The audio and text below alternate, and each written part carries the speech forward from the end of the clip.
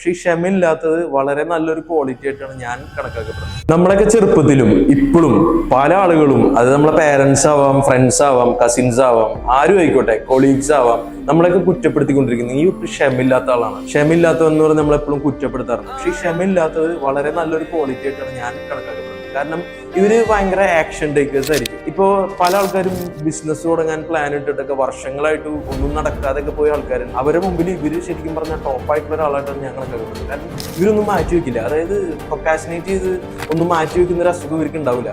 പെട്ടെന്ന് ആക്ഷൻ എടുക്കുന്ന ആൾക്കാരായിരിക്കും. അപ്പൊ എന്താ കൂടെന്ന് വെച്ച് കഴിഞ്ഞാൽ ഇവര് ചിലപ്പോ വൻപൻ സക്സസ് ആയിട്ട് മാറാൻ ചാൻസ് ഉണ്ട്. അത് ചിലപ്പോൾ തോൽക്കാം അല്ലെങ്കിൽ വിജയിക്കാം. നമ്മളൊരു കാര്യം ചെയ്യുമ്പോൾ ഈ തോൽക്കുകയാണെങ്കിൽ തന്നെ ഇവർ അതിൽ നിന്ന് ഒരുപാട് കാര്യങ്ങൾ പഠിച്ചിട്ട് അതിൽ നിന്ന് റൈസപ്പായി വന്ന് വലിയൊരു വിജയത്തിലേക്ക് എത്തിയ ചരിത്രമൊക്കെ നമുക്ക് കാണാൻ പറ്റും.